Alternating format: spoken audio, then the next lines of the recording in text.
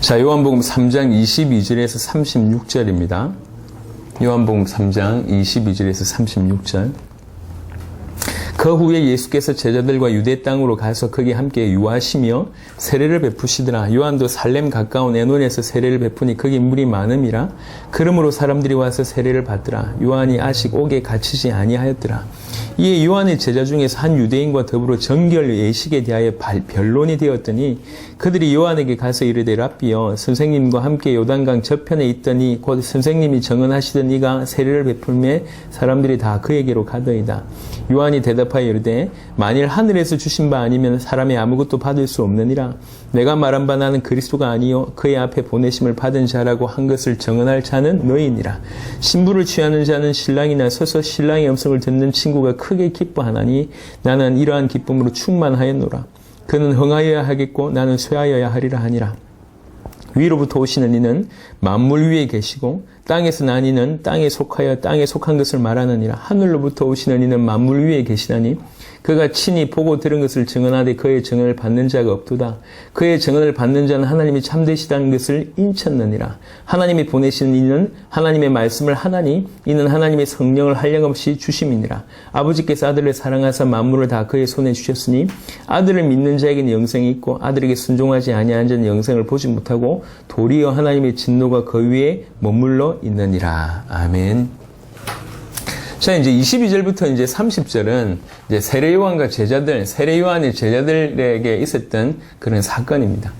25절에 보니까, 요한의 제자 중에서 한 유대인과 더불어 정결 예식에 대하여 변론이 되었더니 그들이 요한에게 가서 이르되 랍비여, 선생님과 함께 요단강 저편에 있더니 곧 선생님이 정언하시던 이가 세례를 베풀매 사람이 다 그에게로 가더이다 라고 얘기를 하고 있습니다.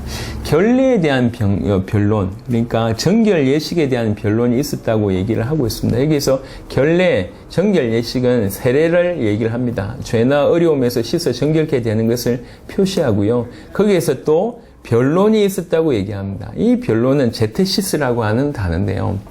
위험하고 쓸데없는 분노에 찬 논쟁을 가리킵니다. 사도행전 15장 2절에도 이 변론이 나와져 있고 디모데전서 6장 4절, 디모데후서 2장 23절, 디도서 3장 9절에도 나와 있는데 이제 이 변론을 한 겁니다.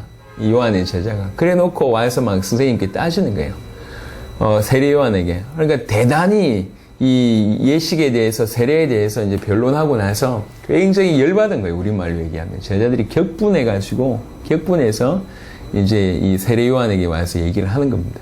그러면서 25절에, 26절에 그들이 요한에게 가서 이르되 랍비여, 선생님과 함께 요단강 저편에 있던 곧 선생님이 정언하시던 이가 라고 얘기를 합니다. 이 세례 요한의 제자들의 모습을 보면 세례 요한에게는 랍비라고 존칭을 부르지만 예수님은 이름도 부르지가 않아요. 이름도 부르지 않고 뭐라고 얘기하냐면 요단강 저편에 있더니, 그 다음에 선생님이 정언하시더니 이렇게 얘기를 합니다. 그러니까 지금 굉장히 격분해 있던 상태인 거죠. 그러니까 이제 이름도 부르기 싫다는 거예요. 그러면서 이제 이렇게 아주 불만이 많은 거로 얘기를 하고 있습니다. 실제로 그들이 보기에는 세례 요한이 예수님에게 세례도 주기도 하고 또 세례 요한이 예수님을 막 정언했잖아요. 그런데 말이지, 적반하장도 유분수지. 그래 놓고 세례를 많이 주면서 사람들 다 뺏어간다. 이렇게 이제 생각하니까. 실제로 세례를 베푼 사람은 예수님이 아니고 예수님의 제자였다고 하는 것을 나중에 밝히고 있습니다만은. 그래서 여튼 세례 요한의 제자 입장에서는 아주 기분이 나쁜 거예요. 사람들이 다 저쪽으로 가니까요. 심지어는 세례를 주면 다 그에게로 가더이다라고 얘기하면서 다라고 얘기합니다. 다. 보소서. 원래 이제 세례를 주면 다 그에게로 가더이다라고 얘기할 때 이 문장 앞에 보소서라고 하는 감탄사가 붙어 있어요. 원래 원문 안에는. 보세요. 다 갑니다. 이런 얘기예요. 그러니까 격분해가지고 이제 유대인하고 변론해가지고 격분도 하고 와가지고 과장법도 쓰면서 예수의 세례에 대해서 상당히 지금 분노하고 있다는 것을 보여줍니다. 그런데 이 장면에서 오히려 역으로 그동안 세례 요한이 어떻게 사역을 해왔는지가 나옵니다. 제자들이 얘기하는 거예요. 선생님, 당신이 계속 정언하셨던 그이, 이렇게 얘기해요. 계속 예수님을, 메시아를 세례 요한이 정언했다는 사실을 오히려 세례 요한의 제자 입을 통해서 들을 수가 있는 겁니다. 그 세례 요한이 어느 정도 충실히 자기 역할을 감당했는가를 볼 수가 있는 거예요.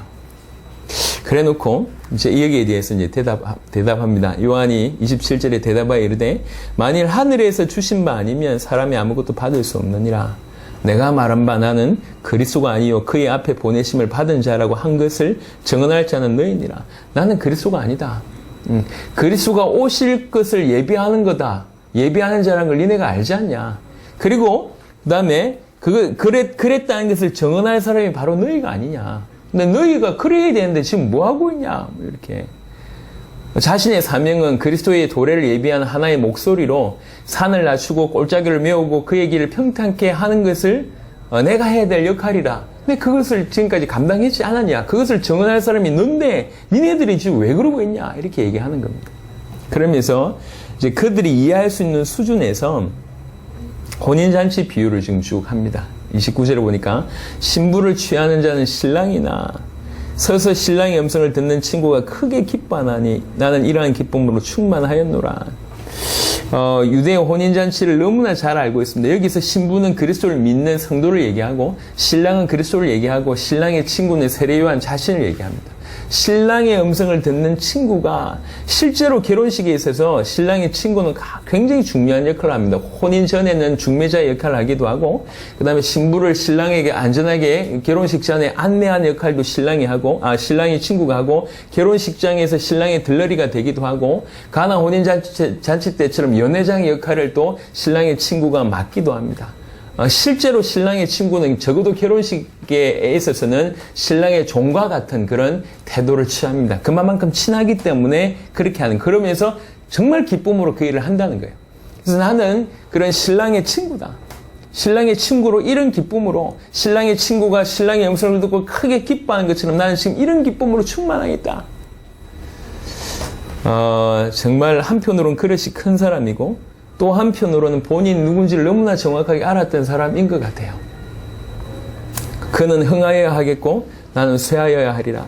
정확하게 이 구세주이신 그리스도와 자기의 어떤 부분을 아주 정확하게 정면으로 그 역할을 대비시키면서 정면으로 이렇게 나타나는 말입니다.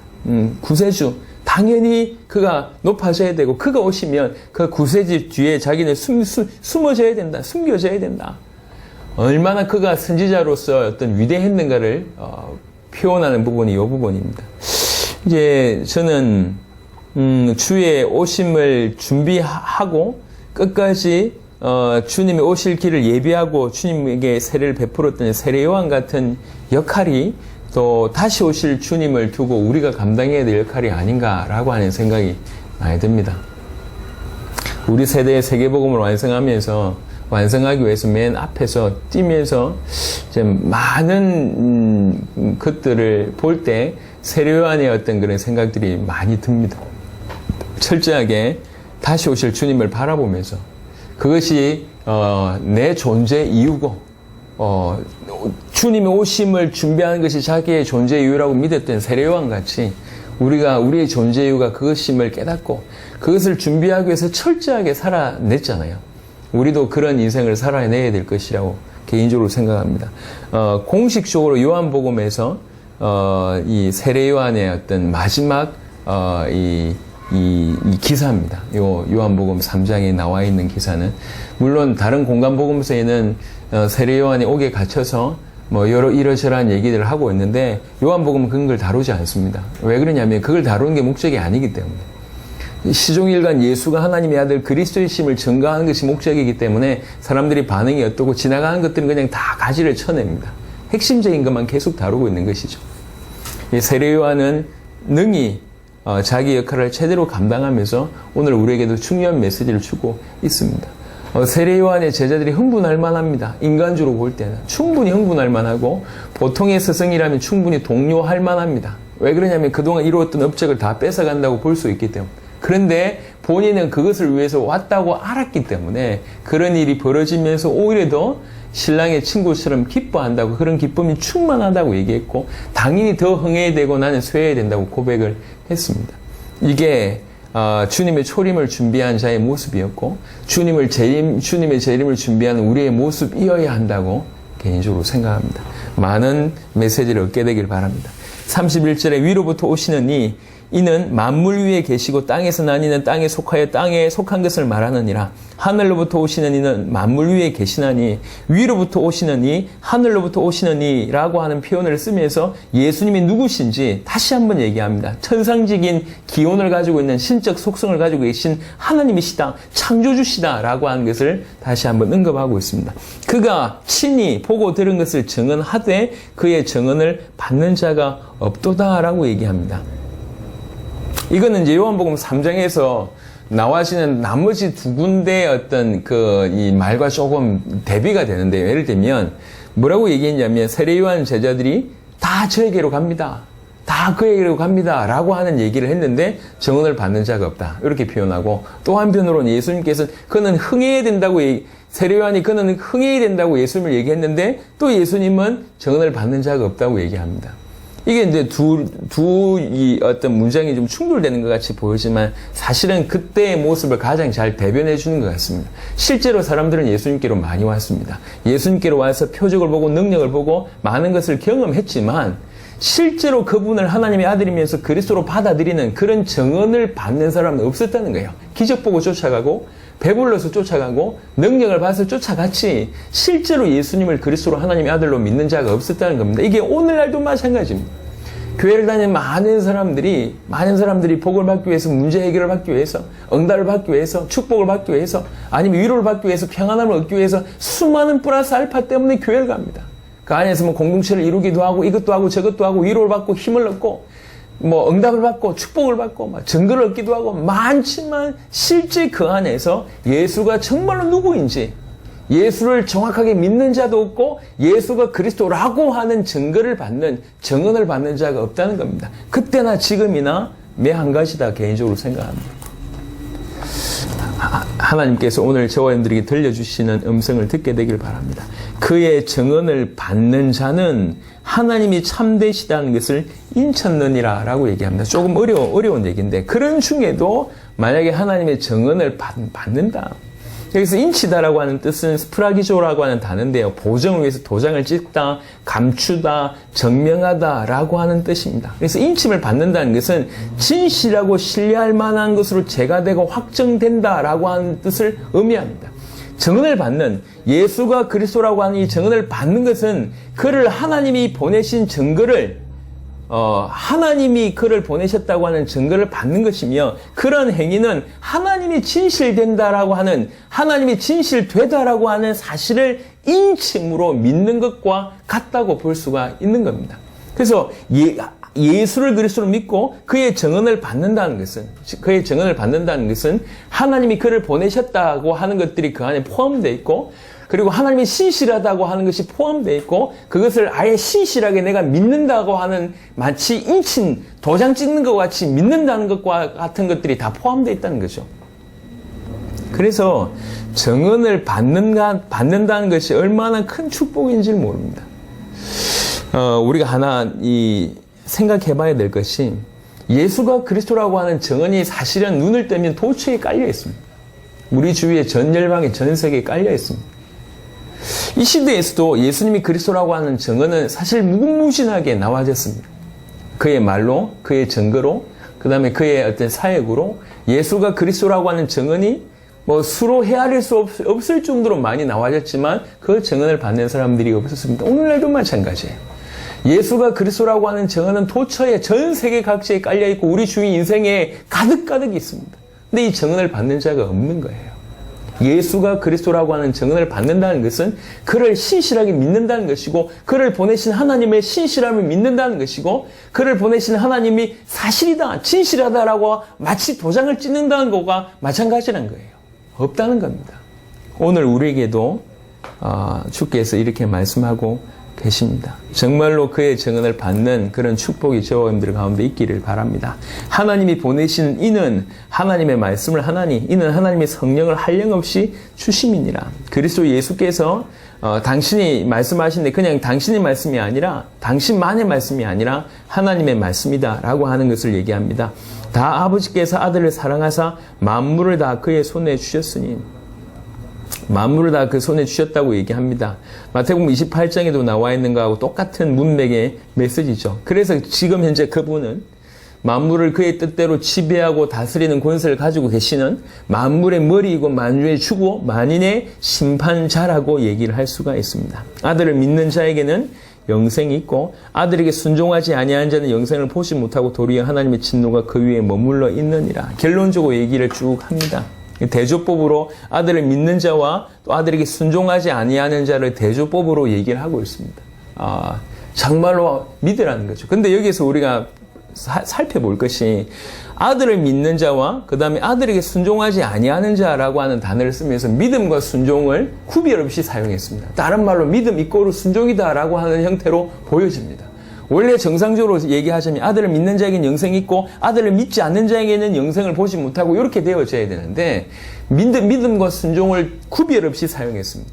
그 말은 무슨 말이냐면 순종은 믿음 안에 반드시 순종이 결과적으로 나타나친다고 하는 겁니다. 믿음 안에는 당연히 순종이라는 게 들어있다라고 하는 것을 이렇게 얘기를 하고 있는 겁니다. 그리고 여기서 진노라는 단어가 나오는데 진노는 크게 디모스라고 하는 단어와 오르게라고 하는 단어로 크게 두 가지로 쓰여지는데 디모스라고 하는 단어는 일시적이고 가끔 성내는 것을 의미한다고 하면 오늘 여기 쓰여진 단어 진노는 오르게라고 하는 단어입니다. 이거는 크고 영구적인 분노, 노를 뜻합니다. 그 진노가 머물러 있다고 얘기합니다. 머물러 있다는 얘기는 진노가 그대로 원래 있었던 진노가 떠나지 않고 계속 그대로 있다라고 하는 겁니다. 믿지 않는 자는 이미 진노를 받았고 그 진노가 계속 머물러 있습니다. 이 엄청난 참빛 대신 그리스도께서 오셨는데 위에서 위로부터 오시는 이 하늘로부터 오시는 이 그리고 그가 그 정언을 하시고 당신이 하나님의 말씀을 계속 전하셨음에도 불구하고 믿지 않는 자는 순종하지 아니하는 자는 결국 하나님의 진노 가운데 계속 머물러 있을 수밖에 없다라고 얘기를 하고 있습니다. 31절부터 36절은 예수님의 말씀 또는 사도 요한의 해설 이렇게 둘 중 하나인데 복음의 진수를 그대로 또 녹였다고 좀 볼 수 있는 그런 내용입니다. 오늘 이 본문을 통해서도 세례 요한의 모습을 통해서 우리가 얻어야 될 것들, 붙잡아야 될 것들이 많이 있다고 여겨지고 그리고 끝까지 이 복음이 어떤 것인지 그리고 이 복음을 받는 것과 받지 않는 것이 어떤 차이가 있는지 이 정언을 받는 것이 얼마나 엄청난 일이며 또 많은 사람들이 이 정언을 받을 수 없다라고 하는 것을 얘기하고 있습니다. 하나님의 은혜로 저와 여러분들이 이 정언을 받는 자가 되었습니다. 하나님이 진실하시다라고 인치는 바로 그런 역할을 저희들이 감당하게 된 것입니다. 계속 이 우리에게 주신 복음의 가치를 더 깊이 깨달아가게 되기를 그리스도 예수 이름으로 축원합니다. 하나님 매번 우리에게 은혜를 주시옵소서. 계속 우리에게 은혜를 주시고 계시를 허락하시사 복음 속에 깊이 있을 수 있도록 역사하시고 복음에 대한 정말 우리 주님에 대한 그런 뜨거움이 계속 자라갈 수 있도록 역사하여 주시옵소서. 우리 인생을 통해서 주님 영광 받으시기를 원하고 우리 주 예수 그리스도 이름으로 기도드렸습니다.